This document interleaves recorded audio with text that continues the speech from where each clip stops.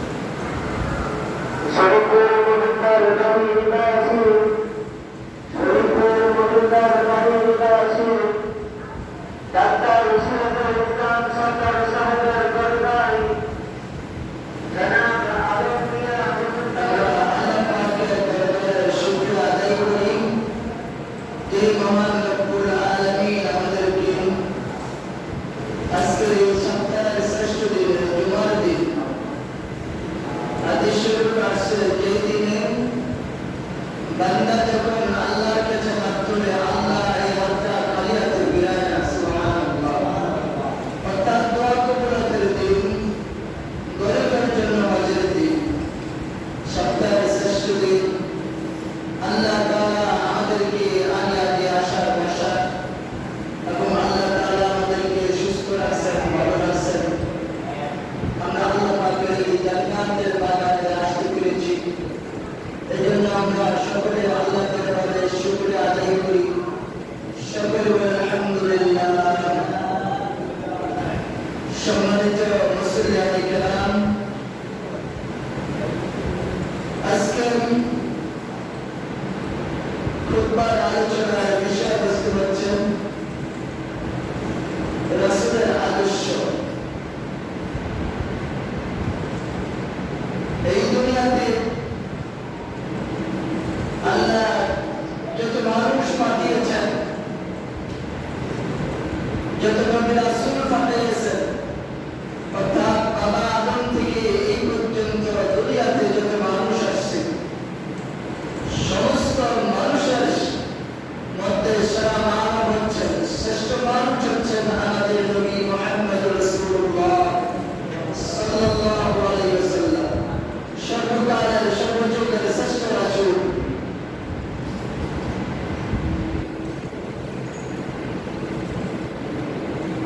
কালমার্ক্সের আদর্শ কালমার্ক্স চলে গেছে, দুনিয়া থেকে চলে গেছে।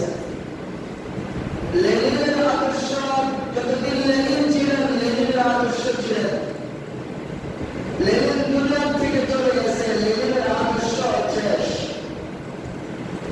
আর আমাদেরকে আল্লাহ তাআলা এমন এক নিয়ামত দিয়েছেন,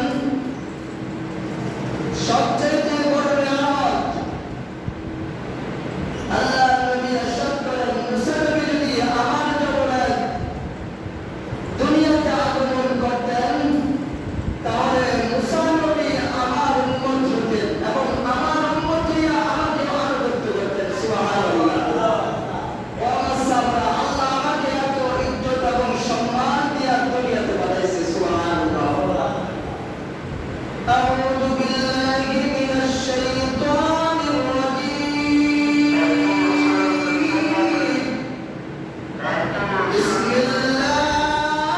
বিসমিল্লাহির রাহমানির রাহিম। লাকাদ কানা ফী রাসূলিল্লাহি উসওয়াতুন হাসানাহ। আল্লাহ তাআলা বলেন, আমি আমার বন্ধুকে তোমাদের মাঝে পাঠিয়েছি উত্তম আদর্শ হিসাবে, উত্তম চরিত্র হিসাবে, উত্তম কোয়ালিটি হিসাবে,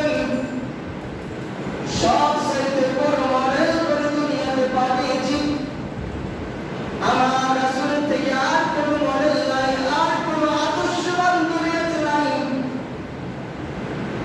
ওয়া ইন্নাকা লাআলা খালকিন আযীম। সুবহানাল্লাহ।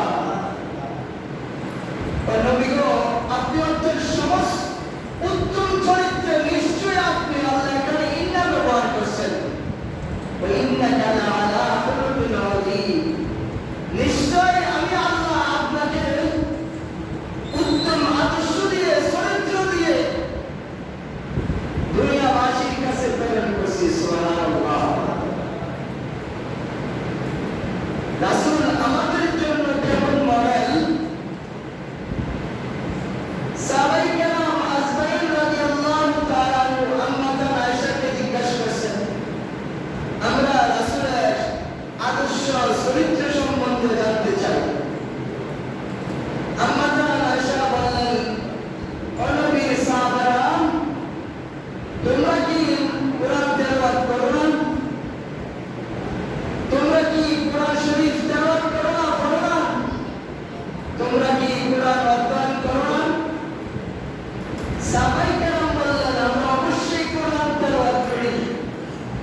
আমাদের আয়েশা বললেন পুরা কোরআনটাই হচ্ছে আমার নবী, তোমার নবীর সমস্ত চরিত্র। সুবহানাল্লাহ।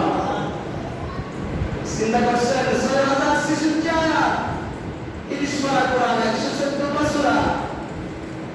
আমাদের আয়েশা বলেন এই পুরা কোরআনটাই হচ্ছে রাসূলের আদর্শ এবং চরিত্র। সুবহানাল্লাহ। রাসূলের পালক পুত্র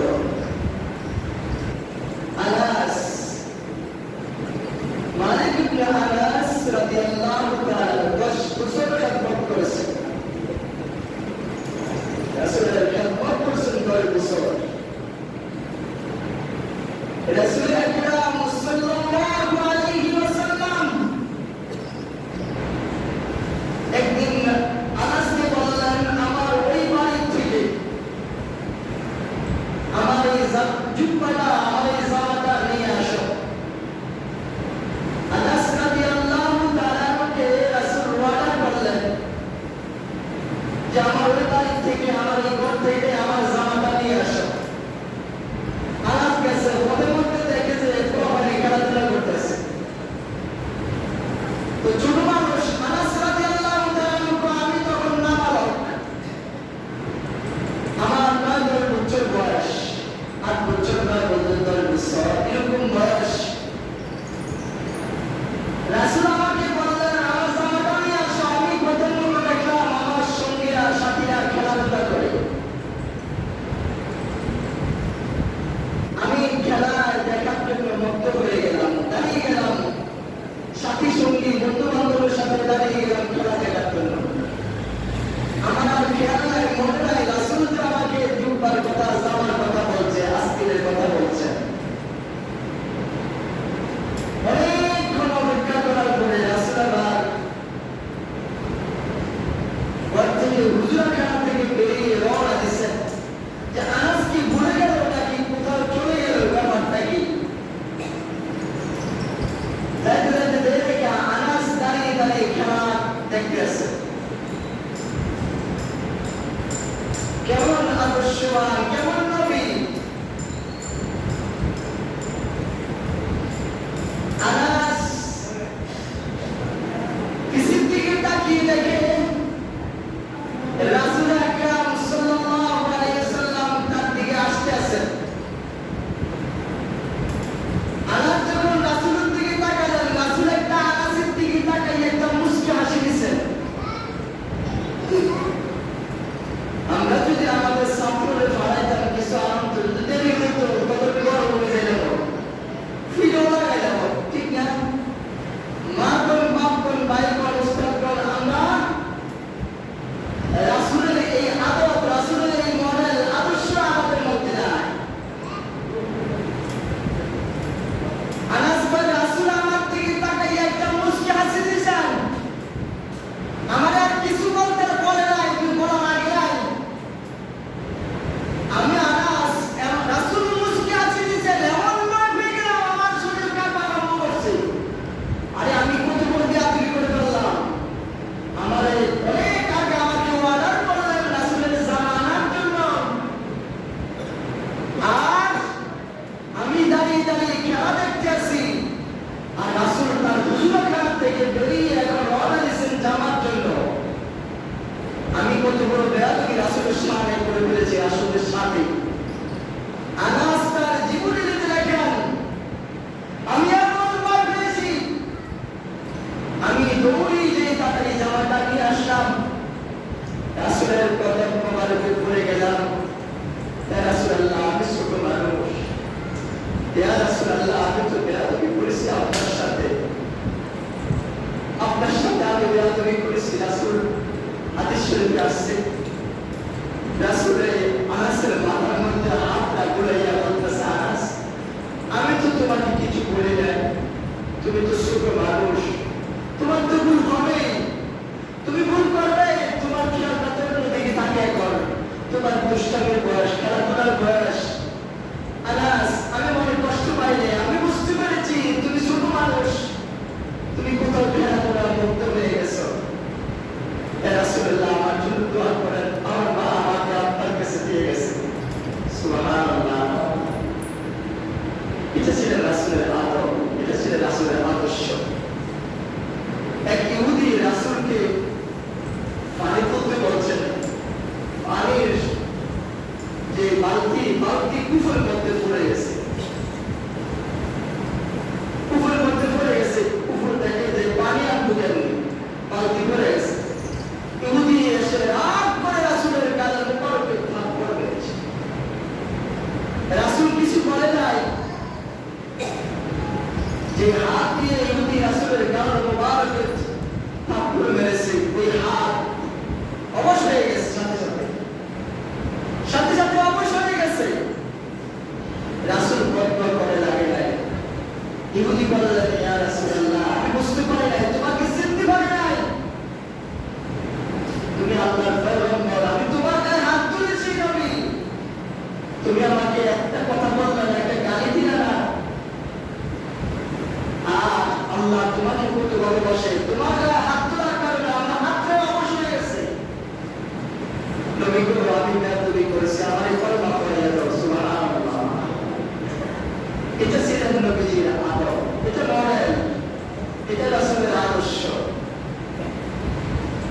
এই জন্য বলেছে, নিশ্চয়ই আমি আল্লাহ আপনাকে উত্তম শ্রেষ্ঠ চরিত্র দিয়ে, আদর্শ দিয়ে আমি আপনাকে দুনিয়াবাসীর কাছে পাঠিয়েছি। সুবহানাল্লাহ।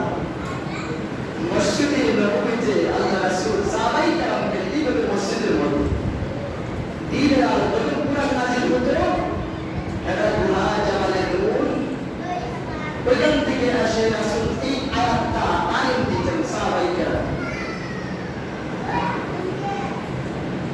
সাহাবায়ে কেরামকে নিয়ে তালিম দিচ্ছেন, এমন সময় ইহুদি আসছে রাসূলকে অপমান অপদস্থ করবে। এই বড় মজলিসে এই মানুষের মধ্যে উলঙ্গ হয়ে ইহুদিরা রাসূলের সামনে দাঁড়িয়ে প্রস্তাব করে দিলেন। সাহাবায়ে আজমাইন রাদিয়াল্লাহু তাআলা আনহু, সাহাবায়ে কেরাম দাঁড়িয়ে গেলেন, চোখ লাল করে তরবারি নিয়ে দাঁড়িয়ে গেছেন। রাসূল সামান্য একটু চোখের ইশারা করছেন, সাহাবায়ে কেরাম আবার জায়গায় বসে গেলেন। ইহুদি তার কাজ কমপ্লিট সম্পূর্ণ করলেন। সম্পূর্ণ করার পরে রাসূল সাহাবায়ে কেরামকে বললেন, ও সাহাবারা, কোনটা ফামিনা সঙ্গে একরাই আসে, জায়গাটাকে পবিত্র করো, এটাকে ধুলাই করো, এটাকে পানি দিয়ে মুছল করো, এই জায়গায় আমার ইবাদতের জায়গা, আমরা এখানে আল্লাহর ইবাদত করি, এটা নাপাক হয়ে গেছে, এটাকে পবিত্র করো। সাহাবায়ে কেরাম পানি নিয়ে আসলেন, লেখা নিয়ে এসে পরিষ্কার পরিচ্ছন্ন পবিত্র করে দিলেন। ইহুদি দাঁড়িয়ে দাঁড়িয়ে আদর্শ এই আদব দেখলেন।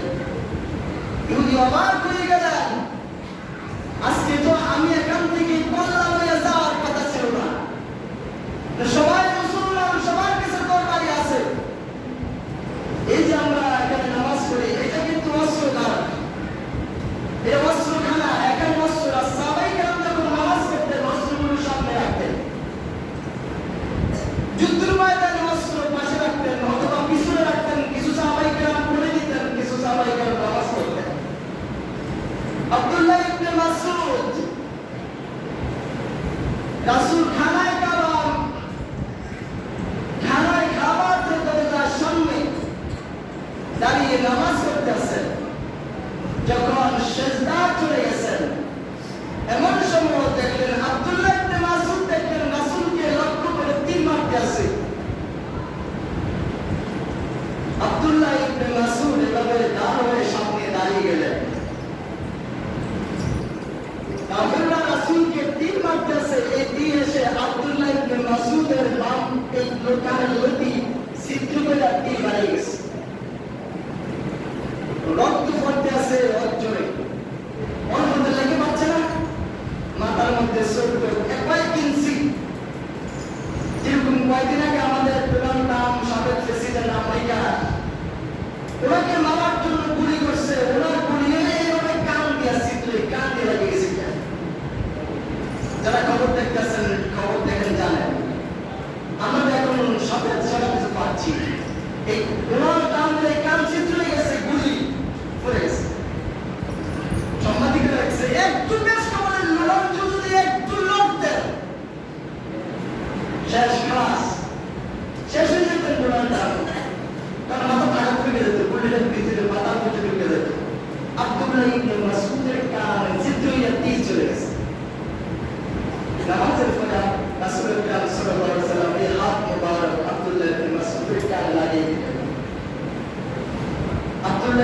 রাসূলকে বললেন, মাসউদ, তুমি আমার আজকে যেই দৃষ্টান্ত স্থাপন করলে আমি নবীর জন্য, আমি আজকে দোয়া করি খানায় খাওয়ার সঙ্গে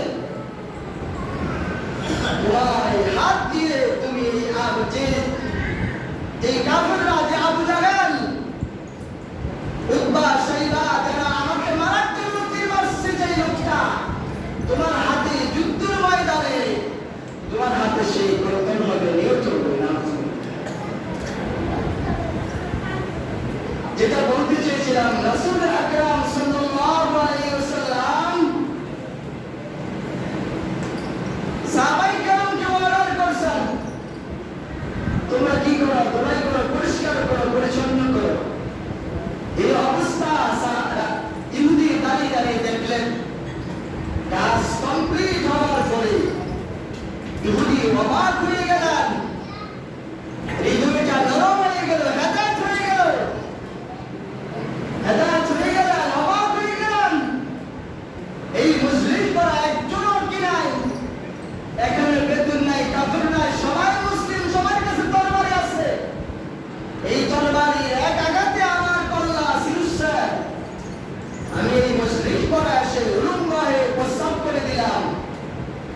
আর কেমন মানুষ আব্দুল্লাহ বেটা মুহাম্মদ, আমাকে একটা কথা বললেন না, একটু রাগ করলেন না, বরঞ্চ আমাকে দিয়ে এই কাজটা করালেন না, তার সাথী সঙ্গী বন্ধুদেরকে দিয়ে, সাহাবায়ে কেরামকে দিয়ে এই কাজটা করালেন। এই নিকৃষ্ট কাজটা দেখেন, আমি প্রস্তাব করে দিয়েছি, তাদের হাত দিয়ে এই পর্যন্ত করছে। এই ইহুদি বলতেছেন যে আমি অবাক হয়ে গেলাম নবীজির এই আদর্শ দেখে, আদব দেখে, আখলাক দেখে, রাসূলের এই চরিত্র দেখে, ক্যারেক্টার দেখে। আমি বললাম, ইয়া রাসূলুল্লাহ, আমি আসছি আপনাকে বেজ্জতি অপদস্থ করার জন্য। নবী গো, আপনি তো সাধারণ মানুষ না, আপনি তো অসাধারণ মানুষ। ইয়া রাসূলুল্লাহ, ইয়া হাবিবাল্লাহ, আমাকে পড়িয়ে দিন লা ইলাহা ইল্লাল্লাহু মুহাম্মাদুর রাসূলুল্লাহ সাল্লাল্লাহু আলাইহি ওয়াসাল্লাম। ইতিহাস প্রমাণ যে অনেক নবীরা একজন মুসলমান বানাতে পারে না, এমন নবীও গেছে। আর আমার নবীকে দেখে মানুষ কলমা পড়ছে, সুবহানাল্লাহ। আমার নবীকে দেখে, নবীর আদর্শ দেখে মক্কা নবীর ধনাঢ্য ব্যক্তি মা খাদিজাতুল কুবরা রাদিয়াল্লাহু তাআলা আনহা, আজকে আমরা নামাজ পড়ি, রোজা রাখি, হজ করি, যাকাত দেই, মাঘে রমজানের রোজা রাখি, আমরা আমল করতেছি, কত আমল করি। মা খাদিজা রাদিয়াল্লাহু তাআলা আনহা তখন নামাজ, রোজা, হজ, যাকাত ফরজ হয় নাই। মা খাদিজা দুনিয়া থেকে বিদায় হয়ে গেছেন, সুবহানাল্লাহ। বলেন যে দেখি, মা খাদিজা কি জান্নাতি? কি বলেন? মা খাদিজা জান্নাতি? আমরা সঙ্গে হইতেছে, আপনারা কি কথা বোঝেন নাই? আল্লাহ পাক ওহিটা দিয়ে করেছেন মা খাদিজা জান্নাতি, সুবহানাল্লাহ। এক ওয়াক্ত নামাজ পড়ার সুযোগ পায় নাই, ফরজ করেছে নামাজ। যে 10 কোটি মিলিয়ন টাকা ছিল, যাকাত দিতে পারে না, কিন্তু দুনিয়া থেকে যাওয়ার আগে জান্নাতি হয়ে গেছেন, জান্নাতি সার্টিফিকেট নিয়ে গেছেন, সুবহানাল্লাহ। তাকে ভালোবাসার কারণে, রাসূলকে ভালোবাসার কারণে, রাসূলের আদর্শকে ধারণ করার কারণে, রাসূলকে মহব্বত করার কারণে, রাসূলকে দুনিয়াতে একমাত্র মডেল হিসাবে মানছে। আজ দুনিয়াতে আমাদের সন্তানেরা শাহরুখ খানকে মডেল মানতে চায়, সুপারস্টার মানতে চায়, জেমসকে মানতে চায়, শাহরুখ খানকে মানতে চায়,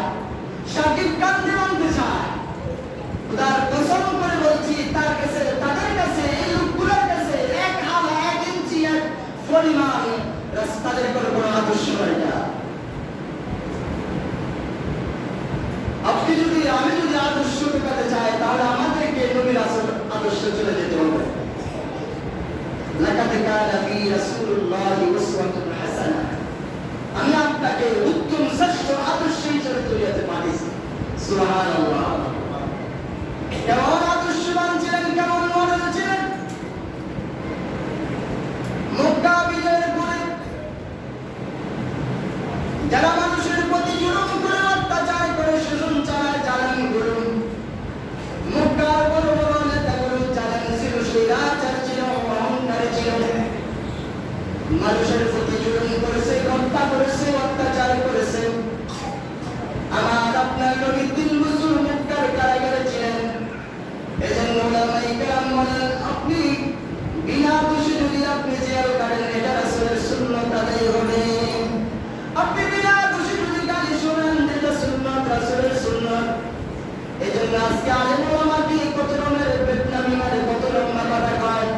ইমাম সাহেবের পিছনে নামাজ পড়ে, ইমাম সাহেবের পিছনে বিবাদ করে, কিন্তু আল্লাহ আলেমদেরকে, ইমামদেরকে, আল-উলামা ওয়ারাসাতুল আম্বিয়া, তাদেরকে নবীর ওয়ারিস হিসেবে দুনিয়াতে পাঠিয়েছেন। আল্লাহ তাদেরকে সবর দিয়েছেন, ধৈর্য দিয়েছেন। ওই তাদের আদর্শ মডেল ওইটা অনুসরণ করার কারণে মক্কা বিজয়ের পরে রাসূল সাহাবায়ে কেরামকে নিয়ে মক্কা গেলেন আর বললেন, কুল জাআল হক ওয়া জাহাকাল বাতিল ইন্নাল বাতিলা কানা যাহুকা। ওয়া মা সাবারা, তোমরা কিছু লোক তাওয়াফ করো আর কি করো, এই আয়াতটা বেশি বেশি করে তাওয়াফ করো। আর রাসূলের নিজ হাতে মক্কার ঘরের মধ্যে যে 360টি মূর্তি ছিল, এই মূর্তিগুলো ভেঙে ঘর থেকে বের করে দিলেন। বলল, তোমরা সংযমের পানি নিয়ে আসো, আল্লাহ এই ঘরটাকে পবিত্র করো, সুন্দর করে পরিষ্কার করো। আর মক্কা নগরীর অলি গলিতে রাসূল হাঁটতে আসেন, রাসূল হাঁটতে আসেন, দেখতে আসেন যে কি অবস্থা। রাসূল ঘোষণা দিলেন, কারো প্রতি আজকে জুলুম করা যাবে না, কারো বাড়ি ঘর দখল করা যাবে না। রাসূল ঘোষণা দিলেন, 4-5 জন 7 জন লোককে আমি আল্লাহর পক্ষ থেকে ওহী নাযিল হয়েছে, এই 7 জন লোক ব্যতীত বাকিদেরকে আমি ক্ষমা করে দিলাম। খবরদার আজকে এই বিজয় লগ্নে কারো প্রতি, কারো বাড়িতে আগুন দেওয়া যাবে না, মা বোনদের প্রতি অত্যাচার অবিচার করা যাবে না। তার জন্মভূমি অনেক বছর পরে আসছেন, খানায় কাবার মক্কা নগরীতে দেখতে আসেন ঘুরে ঘুরে। এটা আমরা অনেকবার শুনছি, অনেকবার জানি।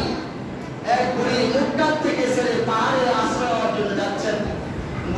বুড়ি যে গাঠুরি, যে ফুটলা, যে ব্যাগ আছে, এই ব্যাগ নিয়ে বয়স্ক মানুষ হাঁটতে আসে না, একটু হাঁটে আবার বসে থাকে।